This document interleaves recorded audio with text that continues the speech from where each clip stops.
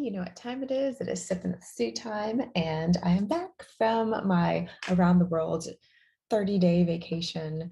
And it was very technically challenging at times because there's a lot of research and a lot of preparation that goes into 4 different climates and countries and all the different things that need to happen because of COVID and all of the documentation and the things that you need for that. And so one of the things that helped us a lot, besides researching every single country we went to, and so hubby and I started at this wasn't the original plan. The original plan for our vacation was Japan, Thailand, and then come back home. But what had happened was Japan closed its doors on us a few weeks before our trip was supposed to happen, or maybe it was a month before. And so we rescheduled, canceled everything to go to Japan and rebooked all of the Japan part to Bali instead.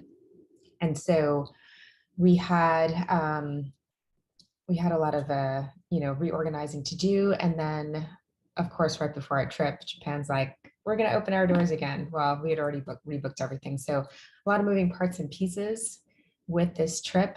And one of the things that kept us definitely intact with everything, going from now a new schedule and a new trip of we have work also that needs to happen right before our vacation. So we started here in the US, went to Germany, then headed over to Thailand, then to Bali, Indonesia, Singapore, and then back to the US. So keeping us on time, on schedule. And so we knew where we were going and what documentation we needed after researching and going through all of the embassies for each and every country to make sure that we had all of the requirements for each country, because everyone is different.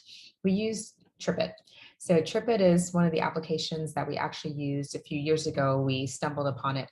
We used the free version. I don't get paid for this or anything, but it did keep us really organized. And I'll show you really quickly what it looks like.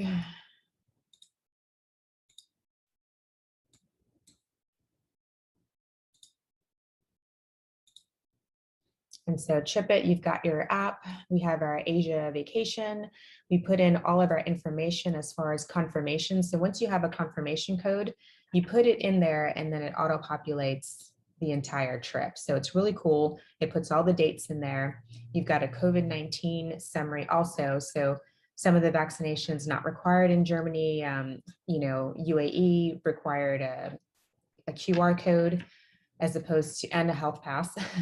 And so quite a few things there. But it does actually organize your trip really, really well. So when you're looking for confirmation codes with the rental car or the hotel or airlines, whatever, even some of your dinners, lunches and dinners in different spots that you go to where you're going to have to purchase a ticket. Like we had to purchase a ticket in Singapore for the Gardens at the Bay, the Cloud Walk. And so any of those confirmations that you get, you can dump into here, it auto-populates it. And instead of me going through an email and trying to find, okay, where's the email, where's the code, where's this, where's that? And if you're living off of Wi-Fi also, it's really great just to have this at your fingertips to just go, okay, where am I at? I'm scrolling, and it actually goes to your day every day that passes. It grays it out, which is why when you saw our TripIt, it was already grayed out because we finished our trip. But you'll see it and it'll come up, and then you're right there with whatever it is that your next event or thing is on your itinerary, and you can go straight to that confirmation code and give it to whoever needs it. And we actually needed to use that quite a bit, quite a bit. And so that was amazing. And that's just a really good tool to keep us organized. And sometimes the days passed and I was like, what time is it? What day is it? What country is it? The next thing was packing. Holy crap. we overpacked for sure. We went from Germany, which was really cold. The buildings were super hot because they had the heat cranked up. So super cold outside. Then the buildings were hot inside. And then we went to Dubai, which is dry, super hot heat outside, and then super cold inside. Then we go to Thailand and Indonesia, where it's hot and humid outside and also rainy. And so packing was almost a nightmare, but we did overpack just a little bit, in my opinion. But we did do laundry a bunch of times while we were there. Thailand and Bali and Indonesia are fabulous for just getting your laundry done, and it's super cheap to do it. So that was awesome to just get all of that stuff done. But in hindsight, when we came back, there was a couple of things that I didn't wear. There's a couple of things that he didn't wear, and a couple of things that we just didn't need to pack. And so packing for different climates and different countries and different things was a little bit of a logistical nightmare. So in hindsight, I think the next time we hit up Asia, it's going to be a much smaller luggage and much less to pack, because everything you need out there is just, it's flip-flops, shorts, t-shirts. It's really not, it's such an easygoing like lifestyle. And so we just did a little bit too much, I think. But that's the packing part of it. But it was a really awesome trip. It just we didn't plan on going around the world. And then when we realized, after looking at everything that we were doing and how we were going, we're like, wow, we just literally took a trip around the globe, and took 30 days to do it. 1 week was, of course, work related. So that was a week that was out. And then the next 3 weeks were just trekking our way, going from, the States to Europe, then to Asia, and just making that trip all the way around. So it was really awesome. Hopefully you guys got to see some of my photos and things. And I've got tons of photos and tons of video that I still have yet to post and put together and stuff. But I just wanted to touch base with you guys. It's been a long time since we've been together and got to see each other. And so hopefully everybody's doing fabulous and okay. Tidbits, some of the tidbits and things, again, when it comes to packing and just quirky things in certain countries and stuff. So in Germany, definitely pack for layers, layers and layers and layers. Even though it's cold outside, it's so hot in the buildings. And so I had, I'd have a tank top on, but then I'd have like a light jacket or a light sweater and then a light sweater and then a light jacket. And then you just peel that stuff off as you're heading into any building and it's like 90 degrees in there.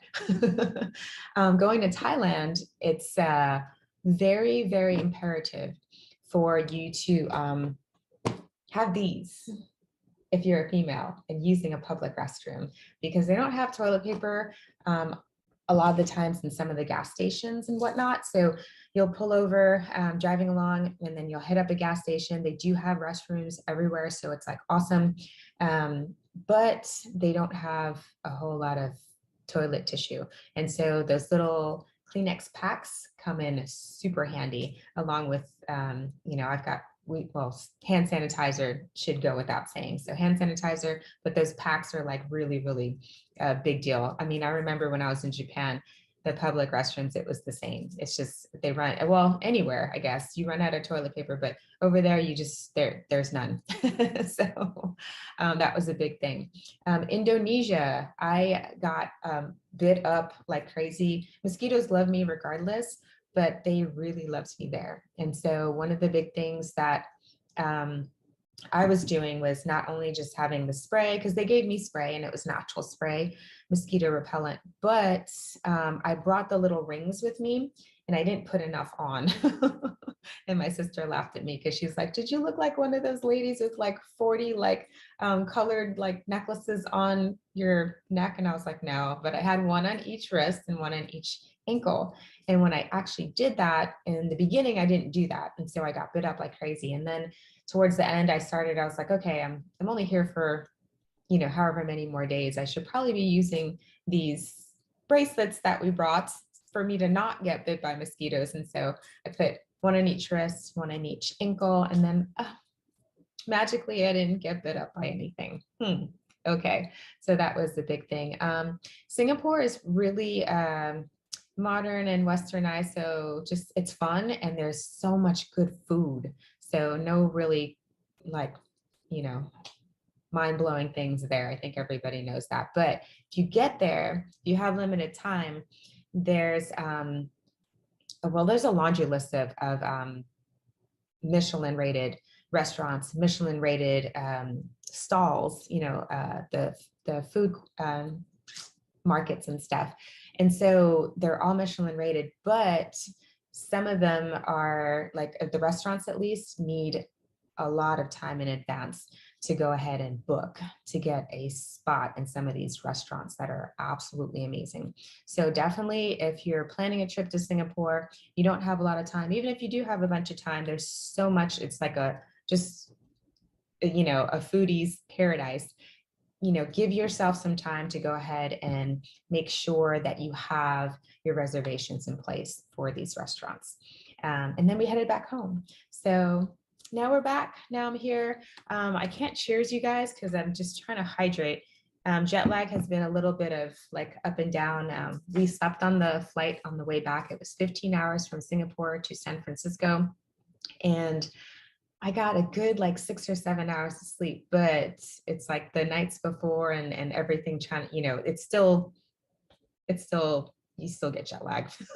So for me, I'm still trying to hydrate and trying to just stay healthy and get myself together and get myself on the right time, but doing it, we'll get there. And I'm babbling on right now. So hopefully everybody's doing fabulous and we'll see you soon again.